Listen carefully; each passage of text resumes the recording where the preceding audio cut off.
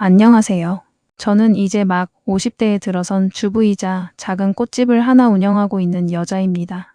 오늘은 제 인생에서 가장 충격적이었던 사건, 그리고 그 사건을 함께 견뎌낸 제 시동생 이야기를 여러분께 들려드리려고 합니다. 이 인연은 제가 26살에 지금의 남편 준영 씨를 만나면서 시작됐습니다. 사촌 언니가 같은 건축사무소에서 일하던 준영 씨를 소개해 준 건데요. 정작 언니 본인은 연하는 내 취향 아니야 하면서 소개만 시켜준 거였죠. 그렇게 만난 준영 씨는 정말 괜찮은 사람이었어요. 웃는 모습도 좋았고 무엇보다 세심했습니다. 밥을 먹다 보면 제가 잘 못 써는 고기를 슬쩍 다 썰어서 앞접시에 놔주고 옷에 뭐가 튀면 냅킨부터 건네주더라고요. 몸에 뱀배려 같아서 물었죠. 준영 씨 혹시 동생 있어요? 어떻게 알았어요? 맞아요. 저보다 11살 어린 동생이 있어요. 지금 중학교 2학년이에요. 동생 이야기를 꺼내는 순간부터 준영 씨 얼굴에 애틋함이 번지는 게 보였어요. 말은 안 듣지만 착한 애예요. 이번 중간고사에서 반에서 2등 했다니까요 하면서 자랑 아닌 자랑을 하더군요. 그 마음을 제대로 실감한 건 상견례 자리였습니다. 일요일이었는데도 시동생 도연이는 교복을 각 잡아 입고 나타났어요. 의아해서 물으니 준영 씨가 장난스럽게 놀렸죠. 도연이가 형수님한테 잘 보인다고 아침부터 셔츠 다려 입었대. 얼굴이 새빨개진 도연이는 그날 식사 내내 저를 제대로 쳐다보지도 못했습니다. 시아버님이 직업군인 출신으로 부대에서 훈육관을 오래 하셔서 그런지 두 형제 모두 각이 잡혀 있었지만 도연이는 타고나길 낯을 많이 가리는 성격 같았어요. 저희 부부가 서울 시댁이 지방이다 보니 도연이는 명절에나 얼굴을 볼 수 있었는데요. 그때마다 조금씩 저에게 마음을 여는 걸 지켜보는 게 소소한 낙이었습니다. 생일마다 문화상품권을 보내고 키가 컸다는 말을 들으면 운동화를 사서 보내고 하다 보니 어느새 도연이가 제 옆에 먼저 와서 앉는 사이가 됐죠. 시간이 흘러 도연이가 고등학교를 졸업하고 서울소재대학 경영학과에 합격했습니다. 졸업식 날 온 가족이 모인 자리에서 시아버님이 아무렇지 않게 말씀하셨어요. 안 그래도 다음 주에 학교 근처 고시원 보러 가기로 했다. 요즘 새로 지은 데가 시설이 좋더라고. 그 말을 듣는데 마음이 답답해지더군요. 창문 하나 제대로 없는 손바닥만 한 방에서 4년을 지낼 도연이가 그려지니까요. 그날 밤 저는 남편과 침대에 누워 고민 끝에 말을 건넸습니다. 여보, 도연이 우리 집에서 지내게 하는 거 어때? 우리 집? 방 여유가 있긴 한데 아버지가 부담스러워 하실 텐데 아버님께는 내가 잘 말씀드릴 테니까 염려 마요. 역시나 시부모님은 손사래를 치며 극구 만류하셨지만 저는 물러서지 않았습니다. 어머님, 사람이 사는 환경 때문에 마음이 우울해질 수도 있잖아요. 청년 시절에 햇빛 잘 드는 방에서 지내는 게 얼마나 중요한데요. 도련님만 괜찮다면 저희는 내일이라도 오케이예요. 며칠 고민 끝에 도연이는 작은 이삿짐 상자 2개를 들고 저희 집으로 들어왔습니다. 처음엔 서로 조심스러웠지만 도연이는 과외 아르바이트로 번 돈을 구지봉투에 담아 생활비라며 내려다 남편에게 큰 소리로 혼이 나기도 하고 그 후엔 대신 주말마다 장을 봐 오거나 분리수거를 싹 해놓는 식으로 고마운 마음을 표현했어요. 한 달에 한 번은 당시 어린 조카였던 제 아들 은우 손을 잡고 동네 문구점에 가서 장난감을 사주는 게 도연이의 가장 큰 낙이었는데 사실 그건 은밀한 거래이기도 했습니다. 이 닦기 싫어하던 은우에게 한 달 동안 매일 양치 안 빠뜨리면 삼촌이 사고 싶은 거 다 사줄게 하고 약속을 건 거였거든요. 같이 산 지 6개월쯤 됐던 어느 밤이었습니다. 제가 몸살 기운이 있어서 일찍 잠들었다가 새벽녘 주방에서 들려오는 작게 달그락거리는 물소리에 눈을 떴어요. 가만히 나와보니 거실이 이미 말끔하게 치워져 있었고 주방에서는 도연이가 조용히 까치발을 들고 설거지를 하고 있더군요. 도련님, 이 시간에 안 자고 뭐해요? 깨셨어요? 소리 안 나게 한다고 조심했는데. 죄송해요, 형수님. 이렇게까지 안 해도 되는데. 피곤할 텐데 어서 들어가 자요. 저도 이 집에 같이 사는 가족인데 당연히 해야죠. 형수님은 제가 아직도 중학생 어린애로 보이시나 봐요. 순간 제가 선을 그은 것 같아 미안한 마음에 출출하던 참이라 충동적으로 물었습니다. 출출한데 라면이나 하나 끓여줄래요? 동아리 친구들 사이에서 도련님 라면이 제일 맛있다고 자랑했잖아요. 도연이는 신이 나서 대파와 마늘을 기름에 볶고 거기에 콩나물과 청경채를 더해 특제 라면을 끓여왔습니다. 저는 냉장고에서 소주 한 병을 꺼냈고 그날 처음으로 시동생과 식탁에 앉아 술잔을 기울였습니다. 도련님은 나중에 대학 졸업하면 뭐 하고 싶어요? 저요? 저는 제 사업이 하고 싶어요. 아직 구체적인 아이템은 없는데 돈 진짜 많이 벌어서 우리 가족들 돈 걱정 없이 살게 해주고 싶어요. 사실 제 진짜 꿈은요. 넓은 땅 사서 3층 집 지어가지고 형이랑 부모님이랑 형수님이랑 다 같이 모여 사는 거예요. 형수님한테는 마당 내다 보이는 제일 좋은 방 드릴게요. 취기가 살짝 오른 도연이는 아이처럼 웃으며 비밀 하나를 털어놨습니다. 사실 저는 어릴 때 형 말고 누나가 너무 갖고 싶었어요. 형한테는 절대 비밀이에요. 그 인간 은근히 잘 삐지거든요. 그날 이후 도연이와 저는 참 이상하리만치 친남매 같은 사이가 되었습니다. 제가 남편과 말다툼을 하고 씩씩거릴 때 가장 먼저 제 편을 들며 하소연을 들어주는 사람도 도연이였고, 도연이가 대학 시절 첫 연애를 시작했을 때 풋풋한 연애 상담을 해준 것도 저였습니다. 군 복무를 무사히 마치고 대학을 졸업한 도연이는 예상대로 뛰어난 수완을 발휘해 대기업 마케팅팀에 당당히 입사했습니다. 첫 월급을 받던 날 봉투에 현금을 담아 시부모님께 보내고 남편에겐 가죽 지갑을, 저에겐 고급 향수 세트를 선물하더군요. 하지만 회사 생활 몇 년 후 자신의 꿈을 이루겠다며 과감히 사표를 던졌습니다. 그러고는 대학 동기 선배와 함께 작은 온라인 유통 스타트업을 창업했죠. 처음엔 선배의 낡은 오피스텔 단칸방에서 라면으로 끼니를 때우며 밑바닥부터 굴렀습니다. 저와 남편은 주말마다 반찬을 바짝 졸여 만든 밑반찬통을 들고 그 좁은 오피스텔을 찾아가곤 했습니다. 먼지가 퀴퀴하게 쌓인 박스 더미 사이에서 밤을 새우던 도연이는 형과 형수, 얼굴을 볼 때마다 쓱쓱 눈물을 닦으며 조금만 기다려봐, 내가 진짜 성공할 테니까 하고 다짐하듯 말했습니다. 그 노력이 결실을 보아 사업은 몇 년 만에 직원 12명을 거느린 알짜배기 회사로 급성장했습니다. 은우가 중학생이 되어 저희 부부가 조금 더 넓은 집으로 이사를 준비하던 무렵 도연이가 남편을 조용히 집 근처 카페로 불러내더니 현금 수표 2억 원이 든 봉투를 건넸습니다. 형, 이거 나한테 따지지 말고 그냥 받아. 형이랑 형수님이 나 대학 다닐 때 같이 살자고. 안 했으면 고시원 구석에서 컵라면 먹다가 내 인생 끝났을지도 몰라. 그 시절 나한테 보여준 마음과 비하면 이건 아무것도 아니야. 이건 빚 갚는 거니까 거절하면 나 진짜 서운해. 남편은 손을 떨며 봉투를 집어넣으려 했지만 도연이의 눈빛이 너무나 진진해서 결국 받아들였습니다. 그 덕분에 저희 가족은 서울 내 좋은 동네에 아늑한 아파트를 마련할 수 있었습니다. 성격도 바르고 능력의 효심까지 나무랄 데가 하나 없던 도연이의 유일한 걸림돌은 단 하나, 바로 결혼이었습니다. 20대 후반부터 30대 내내 오직 사업을 본궤도에 올리는 데만 모든 에너지를 쏟아붓다 보니 어느덧 40이 넘도록 혼자였거든요. 시부모님도 명절마다 도연이 선자리를 알아보느라 안절부절 못하셨습니다. 그러던 어느 날 도연이가 마침내 결혼하고 싶은 여자가 생겼다며 저희 가족과 시부모님을 모시고 저녁 식사 자리를 만들었습니다. 여자의 이름은 하윤. 훤칠한 키에 또렷한 이목구비, 훌륭한 몸매를 자랑하는 여자였습니다. 대화하다 보니 얼굴이 유독 눈에 익다 했더니 알고 보니 어느 저명한 스포츠 브랜드 광고에 메인 모델로 나왔던 피트니스 인플루언서였습니다. 형님, 저 이 광고 찍었었어요. 하윤은 휴대폰으로 자신이 나온 화보 사진을 보여주었는데 그 속엔 제가 예전에 예쁘다고 홀린 듯 구매했던 유명 레깅스 제품도 있더군요. 애교도 많고 부침성도 좋았지만 이상하게 제 마음 깊은 곳에서는 알 수 없는 위화감이 들었습니다. 어른들 앞에서는 세상 없이 싹싹하게 굴면서도 시선이 살짝 비껴갈 때면 어딘가 모르게 사람을 계산하고 등급을 매기는 듯한 서늘함이 느껴졌거든요. 그저 요즘 젊은 애들 특유의 스타일이겠거니 하고 넘겼던 그 위화감이 훗날 온 집안을 흔들어 놓을 엄청난 폭풍의 전조였다는 걸 그때는 까마득히 몰랐습니다.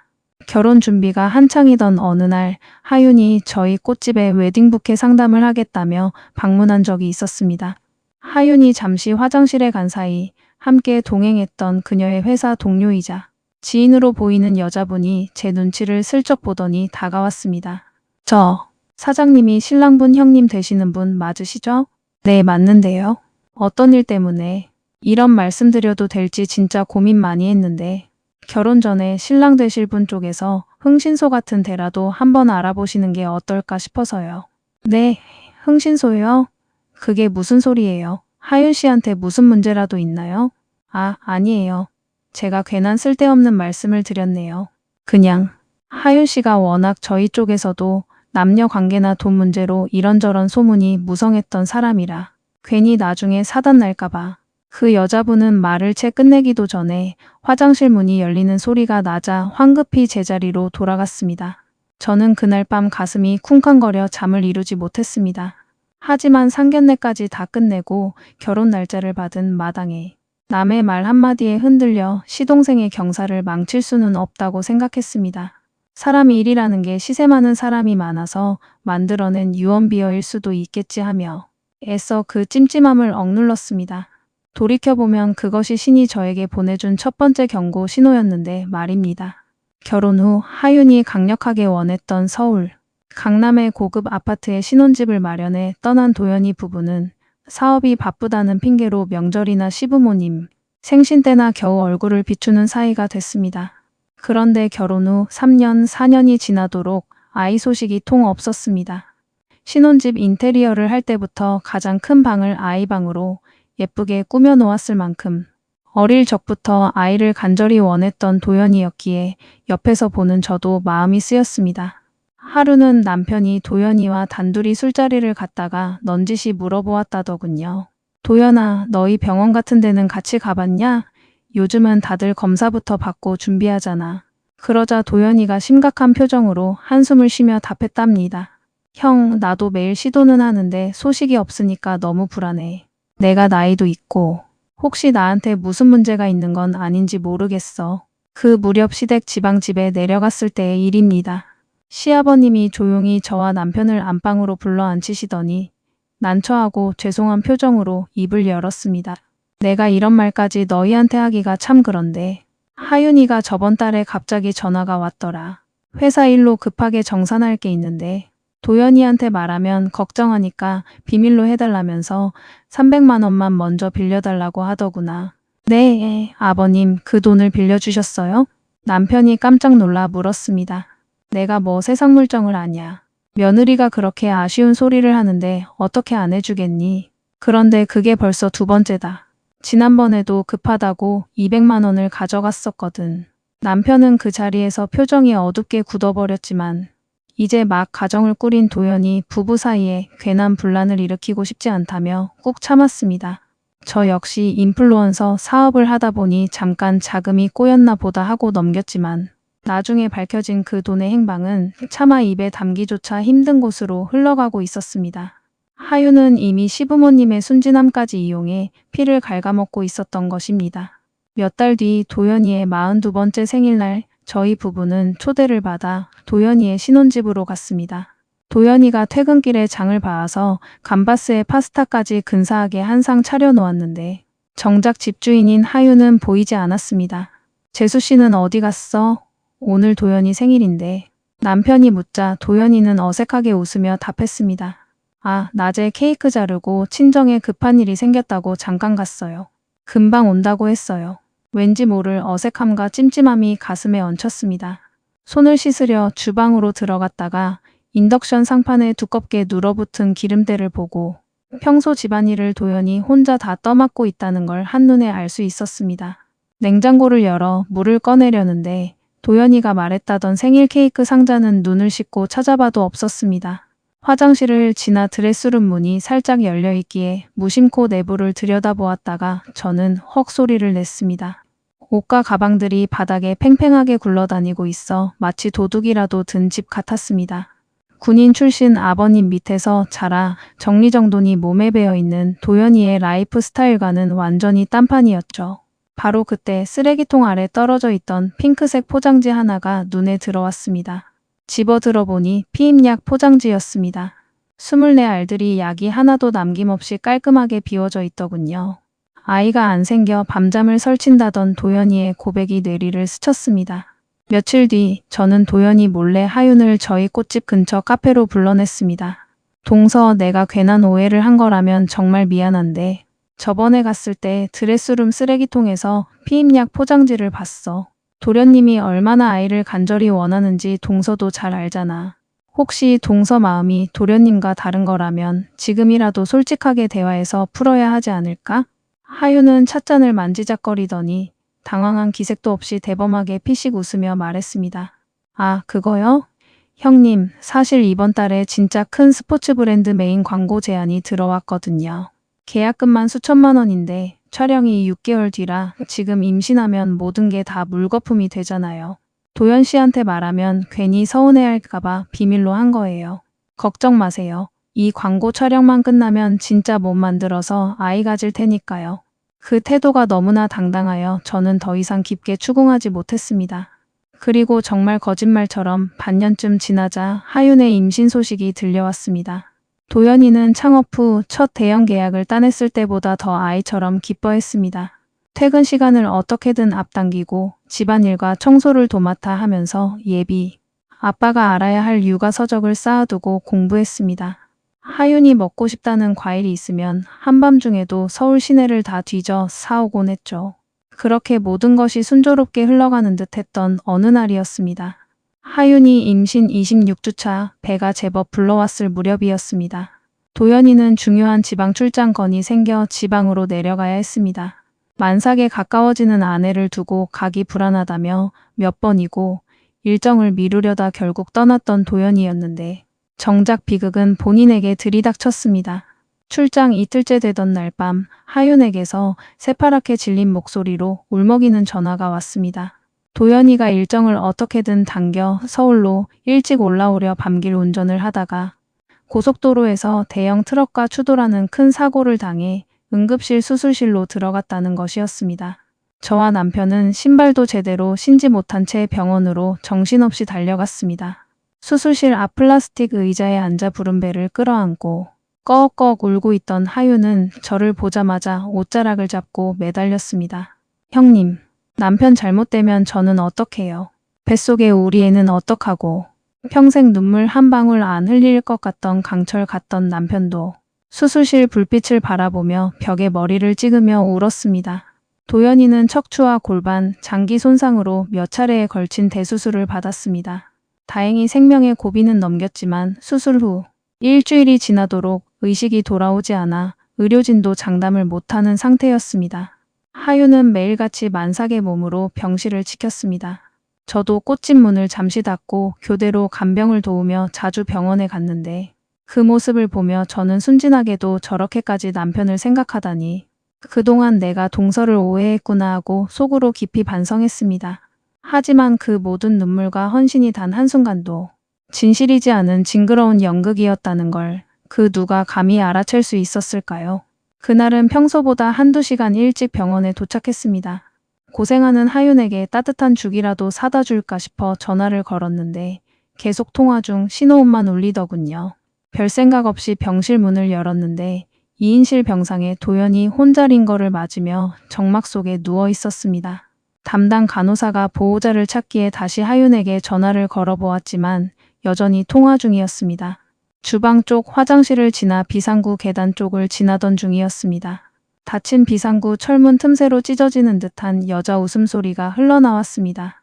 평소 하윤의 조신한 목소리와는 완전히 딴판이었지만 그 억양과 소름 끼치는 음색이 하윤이라는 것을 직감적으로 느낄 수 있었습니다. 저는 숨을 죽이고 한층 위 엘리베이터 쪽으로 돌아가 비상구 문을 아주 살짝 열었습니다. 아래층 계단참에 비스듬히 기대어 담배 연기를 들이마시며 통화하는 하윤의 정수리가 보였습니다. 걱정하지 마. 아직 눈도 못 뜨고 손가락 하나 까딱 못해. 의사도 깨어날지 어떨지 모른다잖아. 깬다 한들 정상적으로 남자 구실이나 하겠어? 저 집구석. 인간들도 양심이 있으면 반병신 되네 평생 수발들라고 안 하고 먼저 이혼시켜달라고 비비겠지. 여기 사람들 착한 척은 아주 온갖 유세는 다 떨거든. 그러니까 너나 나한테 잘할 생각이나 해. 예전처럼 딴 여자한테 눈 돌리다가 걸리면 그때는 진짜 끝이야. 인생은 3~4번이라고. 내가 너한테 마지막 기회 주는 줄 알아. 돌아가면서 반병신 재산도 싹 다 가져갈 테니까 나 잘 모시고 살 준비나 해. 내가 알아본 바로는 회사 지분이랑 아파트까지 합치면 재산만 25억이야. 몽땅은 못 빼돌려도 절반 이상은 가져갈 수 있겠지. 못 깨어나고 죽으면 몽땅이고. 순간 피가 역류하고 다리에 힘이 풀려 주저앉을 뻔했습니다. 차가운 비상구 벽을 움켜쥐고 입을 틀어막았습니다. 애교 많고 싹싹하던 하유는 도연이의 목숨과 재산을 노리고 들어온 징그러운 뱀이었던 겁니다. 저는 그날 아무것도 모르는 척 병실로 돌아갔고 눈물을 삼키며 속으로 다짐했습니다. 이 악마 같은 여자의 실체를 반드시 내 손으로 밝혀내리라. 다음날 아침 저는 남편에게도 비밀로 한 채 서둘러 흥신소를 찾아갔습니다. 사무실 안에서 만난 담당 직원은 하윤의 사진과 인적사항을 보더니 표정이 묘하게 바뀌었습니다. 어디서 많이 본 얼굴인데. 사모님, 혹시 이분 인스타그램이나 광고 모델 일하시죠? 네, 맞아요. 혹시 아는 사람인가요? 저희 쪽에서 예전에 다른 의뢰인 건으로 한번 스쳐 지나간 이름 같아서요. 확실치 않으니 일단 밀착 조사부터 들어가 보겠습니다. 일주일째 되던 날 흥신소에서 첫 중간 보고 연락이 왔습니다. 사모님, 일단 이분이 최근 한 달 사이에 만삭의 몸으로 특정 남성과 3번 이상 같은 차로 이동한 정황을 잡았습니다. 그런데 저희가 그 남자 신원을 추적하다 보니 이상한 게 나왔어요. 이 남자 명의로 된 빌라에 예전부터 하윤 씨 짐과 명품 가방들이 그대로 보관되어 있었다는 주민 목격담이 나왔습니다. 최근에 갖다 놓은 게 아니고요. 그게 무슨 말이에요? 조금 더 파봐야 확실한데 두 사람이 단순 바람이 아니라 예전부터 깊게 얽혀있던 관계일 가능성이 아주 높습니다. 그 말을 듣는 순간 소름이 오싹 돋았습니다.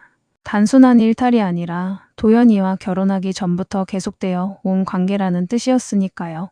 그리고 조사 2주째 되던 날 흥신소 직원이 확신에 찬 표정으로 두꺼운 서류 봉투를 펼쳤습니다. 비 오는 날 밤 하윤이 만삭의 배를 한 채 어떤 남성과 손을 잡고 지하 주차장에서 내리는 고화질 사진과 동영상이 적나라하게 담겨 있었습니다. 사모님, 정말 잘 찾아오신 겁니다. 이거 보세요. 그런데 혹시 재수 씨분 도연 씨와 결혼하기 전에 사실혼 관계였던 남자가 있었다는 건 알고 계셨습니까? 이 남자랑 거의 10년을 한 집에서 같이 살았더라고요. 혼인신고만 안 했을 뿐이지 동네 주민들과 경비원들이 다 부부로 알고 있었습니다. 몇 년 안 보이길래 헤어진 줄 알았는데 2년 전부터 다시 왕래가 잦아졌다고 합니다. 그 시기가 딱 도연 씨와 결혼식을 올린 즈음입니다. 받아들이기 힘든 참혹한 진실이었지만 눈앞의 증거는 거짓을 말하지 않았습니다. 저는 그날 저녁 남편을 불러내 증거 사진과 녹음 정황을 모두 보여주었습니다. 남편은 처음엔 손을 떨며 말도 안 된다. 하윤이가 그럴 리가 없다며 부정하다가 적나라한 사진들을 보자 결국 얼굴을 묻고 오열했습니다. 저희 부부는 혹시라도 하윤이 눈치를 채고 도연이의 회사 자금을 빼돌리거나 그 남자와 도망갈까봐 짐짓 아무것도 모르는 척 하윤을 저녁 식사 자리에 초대했습니다. 재수씨, 요즘 고생이 많지. 몸도 무거운데 매일 간병하느라 정말 욕봤어요. 남편이 덤덤하게 말을 건넸습니다. 하윤은 가식적인 미소를 지으며 배를 문질렀습니다. 뭘요, 아주버님. 제 남편이고 우리 아이 아빠인데 당연히 제가 해야 할 일이죠. 그렇지. 그런데 재수씨 입장에서는 25억이나 보장받으니까 당연히 해야 하는 일인가? 순간 하윤의 얼굴에서 핏기가 싹 가시며 굳어버렸습니다. 25억이라니요? 아주버님, 무슨 소리를 하시는 거예요? 왜 시치미를 떼? 병원 비상구 계단에서 너 통화하는 거 우리 집사람이 다 들었는데 어차피 반병신 될 거라면서 잘해서 재산 몽땅 가져가면 된다고 좋아라 떠들었잖아. 남편은 침착하려던 약속을 지키지 못하고 그대로 흥신소 서류 봉투를 하윤의 얼굴 앞으로 내던졌습니다. 바닥에 흩어진 사진들을 본 하윤은 손을 떨며 변명을 시작했습니다. 이건 그러니까 옛날에 알고 지내던 오빠인데 오해가 있으신 건데요. 괜한 미친 소리 말고 사실만 말해. 뱃속에 있는 그 애. 정말 우리 도연이 애 맞아? 아니면 10년 동안 같이 살았다던 그놈의 애야? 제가 소리치자 하윤은 당황한 기색을 감추고 이내 뻔뻔하게 눈을 부릅떴습니다. 형님, 어떻게 그런 더러운 말씀을 하세요? 제 남편 애가 맞다고요. 머저리 취급하지 마. 애 안 생기려고 피임약까지 처먹던 여자가 왜 갑자기 임신했겠어? 10년 동거한 남자애라서 낙태도 못하고 낳으려는 거 아니야. 아니라니까요. 지금 남편은 병원에 누워서 사경을 헤매고 있는데 형님이랑 아주버님이 뭔데 남의 가정사에 감감 놓아라 대추 놓아라 오지랖이 태평양이세요. 그 순간 남의 가정사라는 하윤의 뻔뻔한 말에 참았던 화가 터져버렸습니다. 제 손이 저도 모르게 공중을 갈아지르고 하윤의 뺨을 강하게 후려쳤습니다. 찰싹하는 소리와 함께 하윤의 고개가 돌아갔습니다. 뺨을 맞은 하윤은 두꺼운 가식의 가면을 벗어던지고 본색을 드러내며 악을 썼습니다. 어디서 손을 들어. 나 모델이야. 당신 같은 아줌마는 낯짝 맞아도 티도 안 나겠지만 나는 이 얼굴이 내 밥벌이고 억대 자산이라고. 어디 한번 고소당해봐. 간통죄 사라졌다고 아주 사람 잡네. 하윤은 끝까지 뱃속 아이가 도연이의 핏줄이라고 우겼지만 당장 내일 병원에 가서 유전자 검사를 진행하자는 저희의 요구에는 펄쩍 뛰며 거품을 물고 거부했습니다. 스스로 무고함을 증명할 수 있는 가장 확실한 길을 거부하는 자가 죄가 없을 리 없었습니다. 그렇게 하윤과의 악연이 법적 공방으로 이어지려던 찰나 기적이 일어났습니다. 도연이가 마침내 의식을 되찾고 눈을 뜬 것입니다. 정작 깨어난 도연이에게 이 모든 참혹한 사실을 전했을 때 도연이는 뜻밖에도 크게 놀라지 않았습니다. 눈물을 흘리며 고개를 숙일 뿐이었습니다. 사실 사고 나기 얼마 전부터 하윤이가 몰래 누굴 만나는 것 같다는 느낌을 받았어. 밤마다 핸드폰을 들고 베란다에 나가고 근데 곧바로 임신 소식이 오니까 이제 우리 사이에 아이가 생겼으니 과거는 다 잊고 진짜 가족으로 다시 시작할 수 있겠구나 하고 스스로를 속이며 믿고 싶었던 것 같아. 도연이의 고백에 저희 부부는 가슴이 찢어지는 것 같았습니다. 하윤은 출산 직전까지도 병실로 찾아와 아주버님과 형님이 나를 모함한다며 난동을 부리다 병원, 경비원들에게 강제로 끌려나가기도 했습니다. 하지만 도연이는 냉정하게 이혼 소송을 진행했고 출산 직후 법원을 통해 친자 확인 유전자 검사를 강행했습니다. 검사 결과 아이는 도연이의 친자가 아니라는 결과가 100% 확정되었습니다. 역시나 10년을 함께 살았던 그 남자의 아이였습니다. 이혼 재판정에서 하윤은 판사 앞에서 눈물을 흘리며 도연이에게 매달렸다고 합니다. 도연 씨, 제발 한 번만 용서해줘. 아이는 원래 아빠한테 보낼게. 나 진짜 당신만 보고 살 테니까 제발 이혼만은 하지 말아줘. 하지만 이미 마음을 완전히 정리한 도연이는 시선조차 주지 않았고 재판은 깔끔하게 도연이의 승소로 끝났습니다. 나중에 흥신소를 통해 추가로 밝혀진 사실은 더욱 충격적이었습니다. 하윤이 결혼식 때 부모라며 소개해준 사람들조차 돈을 주고 고용한 대역 배우들이었습니다. 실제 하윤의 친정은 경기도 외곽에 쓰러져가는 빌라로 몸이 불편해 거동조차 못하는 홀어머니가 계셨습니다. 시아버님께 급하다며 빌려갔던 500만 원 역시 그 대역 배우들의 수당과 내연남의 사채 빚을 갚는 데 쓰였던 것이었죠. 거짓말을 반복하다 보면 그 거짓말이 진짜 자기 삶인 것처럼 착각하며 산다더니 하윤이 딱 그 꼴이었습니다. 변호사는 형사고소까지 가기엔 법적 근거가 부족하다고 하여 결국 재산분할 배제와 상간자, 위자료 청구 소송으로 사건을 마무리했습니다. 성에 차진 않았지만 훗날 들려온 소문에 의하면 하윤은 그 내연남에게조차 버림받고 분유값이 없어 기저귀를 재사용한다는 구걸 문자를 도연이에게 보내왔다고 합니다. 스스로 판 무덤에서 스스로 벌을 받고 있는 셈이었습니다. 이혼 절차가 모두 마무리될 무렵 도연이는 본격적인 재활 치료에 들어갔습니다. 처음 몇 달은 휠체어에서 혼자 힘으로 일어서는 것조차 비명을 지를 만큼 힘겨워했습니다. 물리치료실에서 평행봉을 붙잡고 겨우 한 걸음 떼다가 바닥에 주저앉아 버리는 도연이를 보며 남편도 저도 마음이 무너져 내렸습니다. 형, 나 진짜 다시 걸을 수 있을까? 평생 이렇게 살아야 하는 건 아니겠지? 당연히 걸을 수 있지. 너 예전에 마라톤 대회도 완주했던 놈이야. 이까짓 재활 하나 못 이길 것 같아? 남편은 호통을 쳤지만 병원 화장실로 달려가 소리 없이 눈물을 훔치곤 했습니다. 그러던 어느 날 도연이가 목발도 없이 스스로의 힘으로 세 걸음을 떼는데 성공했습니다. 재활치료사 선생님이 박수를 쳤고 도연이는 그 자리에 주저앉아 땀과 눈물로 범벅이 된 얼굴로 웃었습니다. 형수님, 저 오늘 3걸음 걸었어요. 이제 3층 집 지을 날도 얼마 안 남았죠? 농담처럼 던진 그 말에 저는 휴지로 눈물을 닦아내며 함께 웃었습니다. 그 후로 도연이는 하루도 쉬지 않고 목표를 세워 재활에 매달렸고 1년쯤 지났을 무렵에는 지팡이 하나의 의지에 웬만한 거리는 스스로 걸어 다닐 수 있게 되었습니다. 지금 도연이는 남은 재활 치료를 성실히 받으며 다시 자신의 사업을 재개해 씩씩하게 살아가고 있습니다.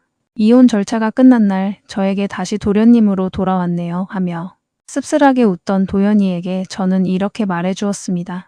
도련님 소리 이제 어색해서 입에 안 붙는데 어른들 안 계실 때는 그냥 편하게 도연씨라고 부를까? 바람 빠지는 소리로 피식 웃던 도연이의 그 맑은 웃음을 다시 볼 수 있어서 얼마나 다행인지 모릅니다. 도연이는 강남 신혼집을 정리하고 회사와 저희 집 딱 중간쯤 되는 곳에 아늑한 새 둥지를 틀었습니다. 요즘도 저희 부부가 걱정할까봐 매일 가족 단체 채팅방에 오늘 점심으로 뭘 먹었는지, 재활 운동은 얼마나 했는지 소소한 인증 사진을 올려주곤 합니다. 세월이 흘러 조카 은우도 어느덧 훌쩍 자라 대학생이 되었습니다. 어릴 적 삼촌 손을 잡고 문구점에 가던 그 꼬마는 이제 삼촌보다 키가 커져서 방학 때마다 직접 도연이의 재활병원 보호자로 따라 나서곤 합니다. 엄마, 나 오늘 삼촌이랑 병원 같이 다녀올게. 삼촌이 예전에 나 양치 안 한다고 매일 문방구 데려가서 장난감 사준 거 나 아직도 다 기억해. 은우는 재활치료실 앞에서 삼촌을 기다리며 응원 동영상을 찍어주기도 하고 함께 저녁을 먹으며 삼촌의 인생 고민을 진지하게 들어주는 든든한 어른으로 자라주었습니다. 하루는 도연이가 은우에게 농담처럼 물었습니다. 은우야, 삼촌이 나중에 진짜 마당 있는 3층 집 지으면 너도 들어와서 살래? 당연하죠. 삼촌은 대신 내 방은 전망 제일 좋은 위층으로 줘야 돼요. 그 대화를 옆에서 바라보던 저는 아주 예전에 도연이가 21살 어린 나이에 제 앞에서 소주잔을 기울이며 털어놓았던 그 막연했던 꿈이 조금씩 아주 조금씩 현실에 가까워지고 있다는 걸 느꼈습니다. 시간이 흐르고 세대가 바뀌어도 가족이라는 울타리 안에서 서로를 진심으로 챙기는 마음만큼은 결코 변하지 않는구나 싶었습니다. 이 사연을 정리하고 있는 지금 이 순간에도 도연이에게서 문자가 한 통 도착했습니다. 오늘 저녁 메뉴로 제육볶음과 부대찌개 중 어떤 게 나을지 골라달라고요. 저는 집에 그것보다 훨씬 맛있는 감자탕을 끓여 놓았으니 퇴근길에 어서 들러서 먹고 가라고 답장을 보냈습니다. 결혼하고 처음 만났을 때만 해도 저에게는 종종 교복 입고 고개도 못 들던 수줍은 어린애처럼 느껴지던 도연이가 이제는 스스로 인생의 모진 풍파를 견뎌내고 일어선 진짜 어른이 되었다는 게 느껴집니다. 하지만 아무리 강한 사람이라도 혼자 힘으로 그 모든 파도를 다 넘을 수는 없을 테니 저희 가족이 끝까지 도연이의 곁을 지키는 든든한 버팀목이 되어주려고 합니다. 이 사연을 끝까지 들어주신 구독자 여러분도 인생의 큰 파도를 무사히 넘고 다시 일어서는 제 시동생 도연이에게 따뜻한 응원과 격려의 한마디씩 남겨주셨으면 좋겠습니다. 긴 이야기 들어주셔서 정말 감사합니다.